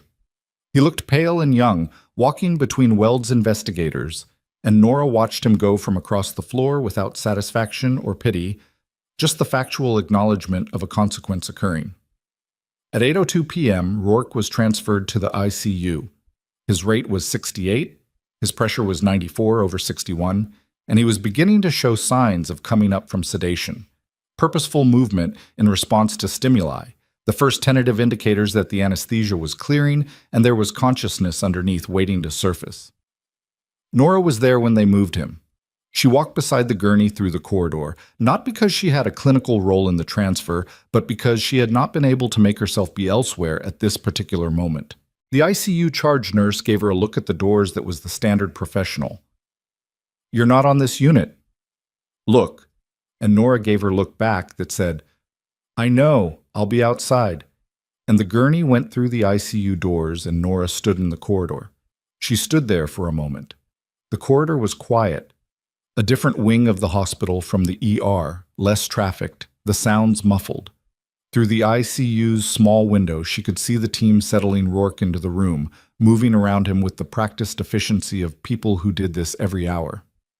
Her phone buzzed. The regular one. A text from a number she recognized as Weld's. He'd had it added to her contacts by one of his team an hour ago. Steck in formal custody. Transferred to federal holding pending charges. Fitch suspended pending investigation. 6 others identified so far. She read it twice. 6 others. The network was bigger than Rourke's inquiry had documented. Bigger than she'd expected, though she wasn't sure why she'd expected it to be small. These things were never small. They were sustained and scaled, and they required infrastructure. And infrastructure meant people. And people meant that when one piece moved, others moved with it. She put her phone in her pocket and stood in the quiet corridor. 8 months ago, Rourke had started sending people to find her. 3 years before that, she had driven to Del Monte, Colorado, and taken a night shift job at a hospital where nobody knew her name. 6 years before that, she had stood in a forward operating position in a country she couldn't name in a public context, and had looked at supply records that didn't add up, and had started keeping her own log because something in her had recognized that the discrepancy was not an error. The thread from that moment to this one was straight, even if she couldn't have seen it at the time. Even if most of the 3 years in between had felt like waiting in a room with no windows and no handle on the inside of the door. She had not been waiting, she understood now. She had been preparing, even when it felt like nothing. She walked back toward the ER. Decker was in the main corridor, jacket off, looking tired in the specific way of someone who had been running high-intensity operations for too many hours and was beginning to feel the cost. He saw her coming and straightened. "The field log," he said. "Weld wants to move on retrieval tonight if you're willing." "The storage facility closes at 10. We have time." She stopped in front of him. "I need a vehicle and 2 of your people." "Done." "And I need it documented, formally, in writing, that I am providing access voluntarily as a material witness and not as a suspect. I want that signed before we move." Weld already drafted it. He reached into his jacket pocket and produced a folded document. "He anticipated you'd ask." She took it, read it. It was what it claimed to be: concise, specific. Her name as material witness and cooperating party, signed with Weld's name and a case number she'd never seen before, and that told her this investigation had been running longer and under a different case number than she'd been given to understand. "How long has this case been open?" she said. Decker was quiet for a moment. 31 months. She looked up from the document. "Independent of Rourke's inquiry, he said.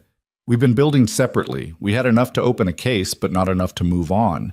Rourke's inquiry was going to be the piece we needed. You've been watching Steck for 31 months. Watching, documenting, waiting for the file that made it complete." "My field log," she said. "Your field log." She thought about that. 31 months. She had been in Delmont for 36 months.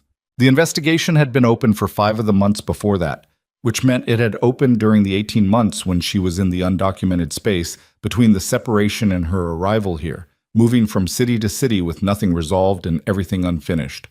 "You could have found me sooner," she said. "Yes," Decker said.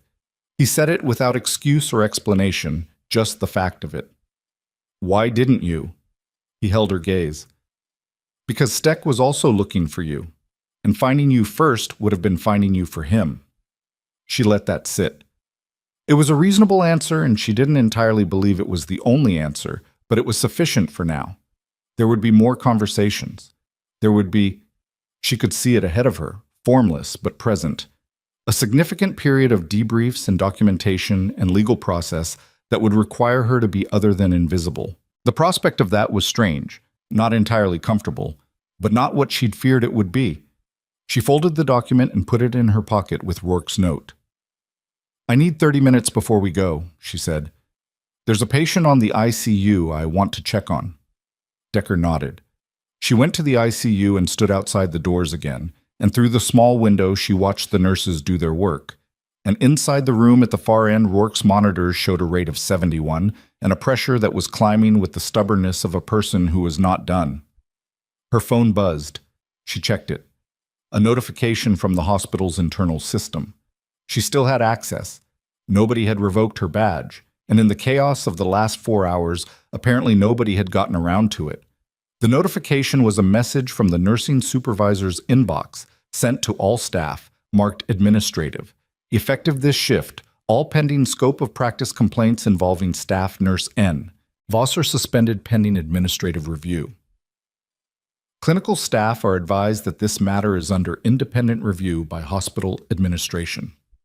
Suspended. Not resolved. Suspended. It was not vindication. It was a door opening a crack. She put her phone away. Down the hall, Dr. Garrett was at the physician's workstation, writing notes. He did not look up. She did not stop. She went to get her jacket from her locker and her keys and the prepaid phone she would need to return to whatever it had been before today. A contingency, a preparation, a thing she'd carried for long enough that its weight had become normal. She stood in the locker room for a moment in the particular quiet of a space where nobody else was. The fluorescent light was steady here, just as it had been in the supply room.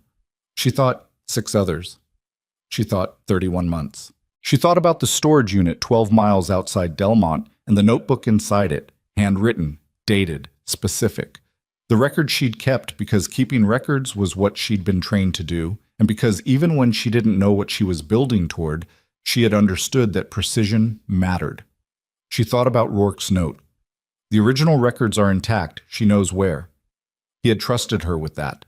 Not with the plan, with the piece that made the plan survivable if everything else went wrong. He had carried 8 months of risk and kept her name out of every document, had built a case specifically so that she had the option to step into it or not. She had stepped in. The locker room was quiet. Somewhere above her, in the ICU, a man she'd treated in a forward operating position 6 years ago was alive and getting stronger. Below her, in a federal holding facility she'd never see, a man who had spent 3 years monitoring her from a careful distance was in a room where monitoring was done to him. She zipped her jacket. Outside the locker room, her shift technically had 2 hours remaining. She would finish it. She always finished her shifts. And then she would drive 12 miles to a storage facility on Route 9 with Decker's people. And she would open the unit, and she would hand over the notebook. And when she did, the last physical thing she'd been carrying for 3 years, 4 months, and some number of days would change hands. She was almost ready. Almost. She pushed open the locker room door and walked back into the hospital. At the end of the corridor, Weld was waiting, but he was not alone. He was in conversation with a woman Nora had not seen before, tall, mid-60s, civilian clothes that had the particular quality of clothes that had replaced a uniform recently enough that the posture hadn't changed. She had a lanyard around her neck with a credential Nora couldn't read from this distance. Weld saw Nora coming and said something to the woman. The woman turned. She looked at Nora for a moment with an expression Nora couldn't read, and then she said, "Sergeant Voss, I'm Undersecretary Diane Pallier, Office of the Inspector General." She paused. "I flew in from Washington 2 hours ago." Another pause, shorter. "I've been waiting to meet you for about 31 months. Nora stopped walking. Pallier glanced at Weld, then back. "There are some things I need to tell you about the scope of this investigation, things that go beyond what my team has been authorized to share." She held Nora's gaze. "And something you need to know about your service record before we go any further." The corridor was quiet around them. "Specifically," Pallier said, "the version of events you were given when you were separated." She looked at the lanyard in her hand for a moment, then back up. "There's a file, Sergeant. A file in my office that has been sealed since the week of your separation. It was sealed at the request of one person." She paused. "Commander Dale Rourke." Nora heard the sound of the hospital around her, monitors, voices, the ambient percussion of the place, as if it were coming from somewhere far away. "He sealed it," Pallier said, "because he was afraid of what Steck would do with it if he found it. And he asked me, personally, to hold it until he could hand it to you himself." She paused. "He's not in a position to do that right now, so I'm here instead." Her voice was careful, specific, carrying no extra weight. "What's in that file changes everything you think you know about why you were separated." "What's in that file changes everything you think you know about why you were separated." Nora stood in the corridor and let the sentence arrive fully before she responded to it. That was a discipline. Receiving information without immediately trying to fit it into what you already believed, because what you already believed was sometimes exactly the problem. "Show me," she said. Pallier opened the leather case she was carrying and produced a sealed manila envelope. The seal was a strip of red tape with an IG case number printed across it in black ink, and in the lower left corner in cramped handwriting she recognized immediately was a single line, "For Voss. When it's safe." Rourke's handwriting. She took the envelope. She did not open it immediately. She looked at the handwriting for a moment. The same cramped script from the note in his jacket pocket. The same precision. He had written this and given it to Pallier and trusted that the time would come. 6 years.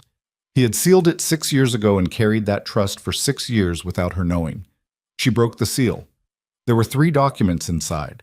The first was a memorandum dated 11 days after her separation, signed by Rourke, addressed to the Inspector General's office through a channel she didn't recognize, a back channel, something that bypassed the standard chain. The memo documented, in the specific language of a military officer who had spent his career building airtight cases, a series of dates and actions, Steck's movements during the 3rd deployment, the alteration of medical supply records, the timing of the conduct unbecoming charge relative to the discrepancy Nora had flagged. It was not a complete case. It was a contemporaneous record by a witness, made when the memory was fresh, made while Rourke was still mid-deployment and couldn't act on it, made so that the record existed even if he was prevented from doing anything with it later. The second document was a formal internal complaint, also Rourke's, filed with Pallier's predecessor 18 months after the separation. Nora read the date and did the math. It was during the period when she'd been in the undocumented space between the military and Delmont, moving, not settled, not yet whatever she'd become here. He'd been filing when she hadn't known he was fighting. The third document was 1 page. No header. Rourke's handwriting throughout, not a typed document. If you're reading this without me present, then the case is either complete or I didn't make it. Either way, I need you to know something I should have told you before the separation and didn't, because I thought I could stop it through channels, and I was wrong about that. You were not discharged for failure. You were never close to failure. What you were was right. Right about the records, right about the diversion, right at every point where it would have been easier and safer to be wrong. I didn't protect you from the consequences of being right, and that failure belongs to me. The conduct unbecoming charge was fabricated using documentation I watched being altered and could not prove was altered at the time. You were separated because Steck needed you gone and because I could not move fast enough to stop it. I have been trying to correct that since the day it happened. Rourke. Nora read it once.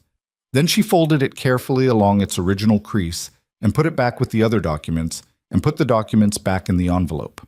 Pallier and Weld were watching her with the particular stillness of people giving someone else the space they need. "He's going to be okay," Nora said. It was not quite a question. "The ICU attending gave us an update 20 minutes ago," Pallier said. "He'll need time, but yes." She nodded once. She held the envelope in both hands and looked at the wall of the corridor for a moment, at nothing specific, just a fixed point while the internal accounting ran its process. The memo, the complaint, the handwritten page. 6 years of Rourke moving through official channels and back channels and sealed envelopes, keeping the record alive when it would have been so much easier to let it go. He hadn't let it go. Neither had she, though her way of holding it had looked like nothing from the outside.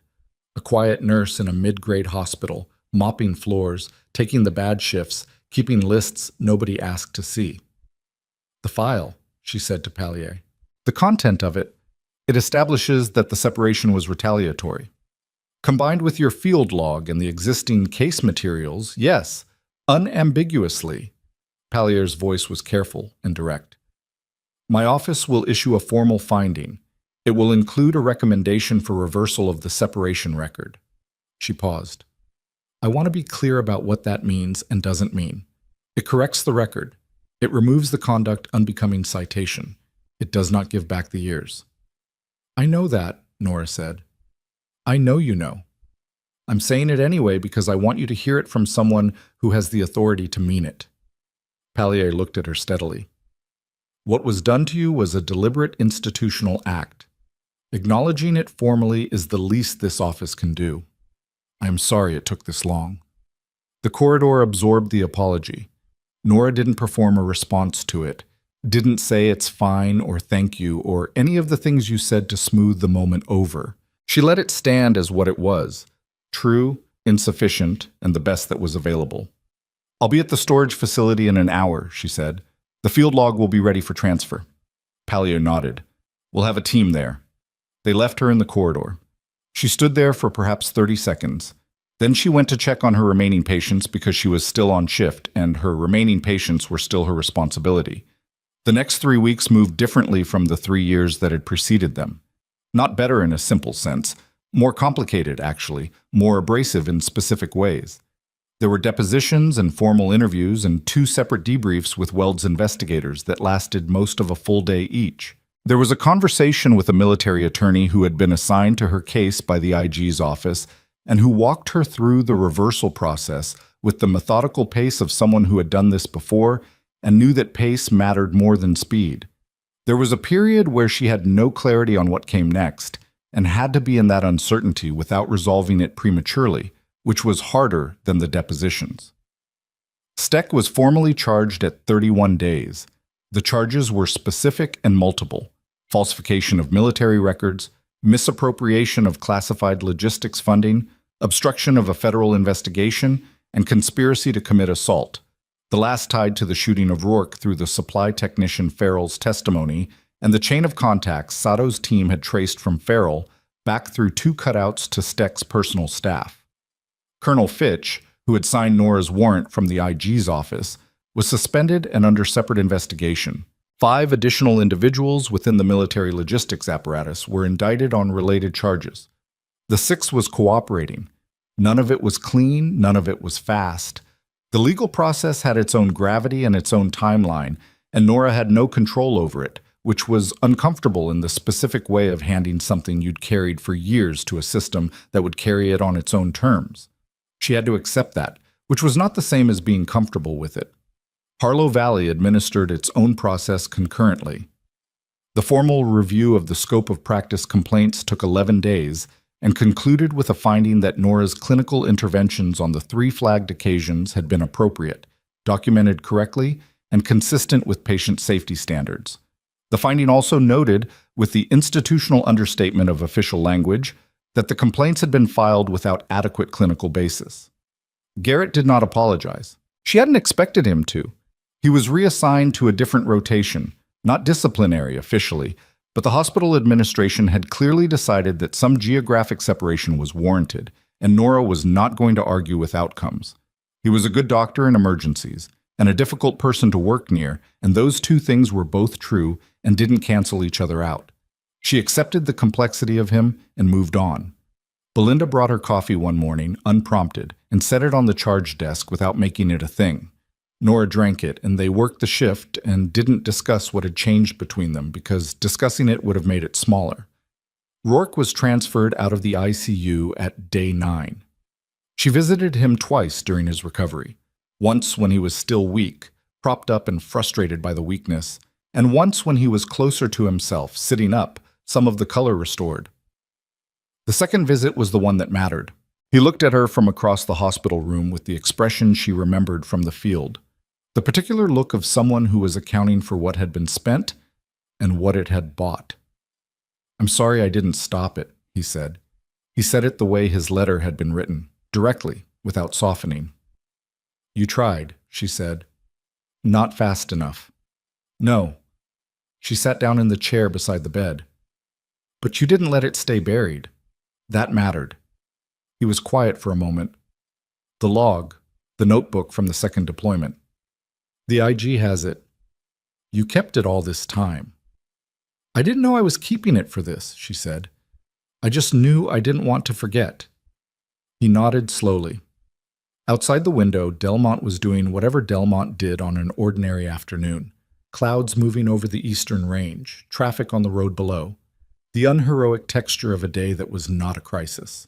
She'd looked at this view from this hospital's windows hundreds of times in 3 years and never paid it particular attention. She paid it attention now. "They're going to offer you something," Rourke said. "A position. I've been asked to make the case for it, but they were going to ask regardless." She looked at him. "What kind of position?" "Tactical Medical Training Program. Fort Delray. Building curriculum for Special Operations Combat Medics. What the job actually requires in the field, not what the manual says." He held her gaze. "It would use everything you are. Not part of it, all of it." She didn't answer immediately. She sat with the offer in the room and felt its weight, which was different from the weight of the last 3 years, and different from the weight of the deployment years. It was the weight of a door that opened rather than one that closed. "I'm going to finish my notice period here," she said finally. 2 weeks. I have patience." Something shifted in his face. Not quite a smile, but the structural precursor of one.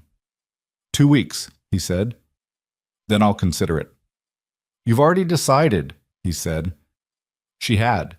She just needed to say it in her own time, which he understood, because he knew how she operated and had always known, and that had never stopped being true even across 6 years and a sealed envelope and everything in between. "Yes," she said, "I have." The formal reversal of Nora's separation record was issued 43 days after the events at Harlow Valley Medical Center. The document arrived through Weld's office, 2 pages, official language that was nevertheless specific and unambiguous.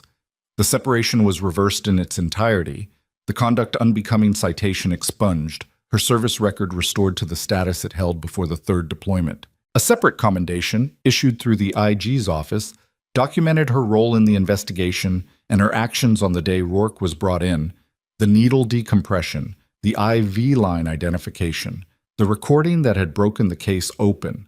She read both documents at her kitchen table on a Tuesday morning with coffee she'd made too strong, and she read them once, and then she put them in a folder with Rourke's letter and the letter from Pallier and the receipt for the field log transfer, and she put the folder on the shelf.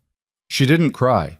She didn't feel the particular release she'd imagined feeling, back when she'd imagined what this moment might be like, during the long middle section of the 3 years when imagining it had been the thing that kept the waiting from becoming something worse.